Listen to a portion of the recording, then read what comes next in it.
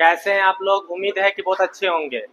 मैं आपका safety officer Shahnawaz Hussain Siddiqui. आइए जानते हैं आज का टॉपिक क्या है। तो आज का टॉपिक मेरा एमएसडीएस है।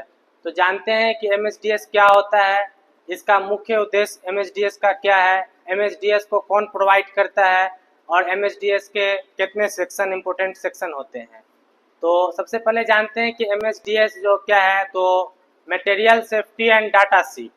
तो एमएसडीएस क्या है? एक सेफ्टी डॉक्यूमेंट है जो हमें safe handling, storage, chemical hazard या फिर इमरजेंसी मेजर, ये सब के बारे में तो जानकारी प्रोवाइड करता है। एमएसडीएस में सबके बारे में जानकारी प्रोवाइड किया हुआ रहता है। तो अब जानते हैं कि एमएसडीएस जो होता है उसको करने, एमएसडीएस का मुख्य उद्देश्य क्या है।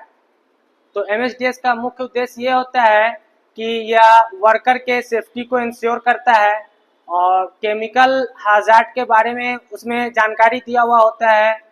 उसके बाद फिर ये होता है कि किसी तरह कोई आपातकालीन स्थिति में हमें क्या क्या फिर हमको एक्शन लेना है, ये सब के बारे में उसमें दिया रहता है। और किसी एक्सीडेंट या फिर इंजरी से कैसे बचना है या उस कंडीशन में हमको क्या फॉलो करना है, वो सब उसमें जानकारी दिया हुआ होता है।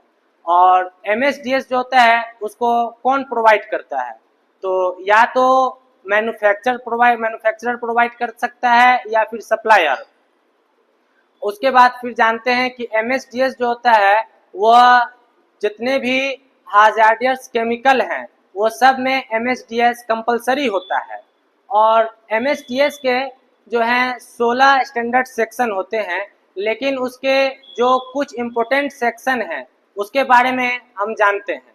तो सबसे पहले उसमें ये उसके 8 इम्पोर्टेंट सेक्शन होते हैं, जिसमें आता है आइडेंटिफिकेशन, फिर दूसरा होता है हाजार्ड आइडेंटिफिकेशन, उसके बाद तीसरा फिर होता है कंपोजिशन या फिर इंफॉर्मेशन ऑफ इंग्रेडिएंट्स, उसके बाद फिर उसका चौथा होता है फायर फाइटिंग मेजर, फिर पांचवा होता है फर्स्ट एड मेजर, उसके बाद फिर होता है हैंडलिंग एंड स्टोरेज, उसके बाद फिर आता है उसमें आपको कि प्रॉपर पीपी, उसके बाद फिर आता है इमरजेंसी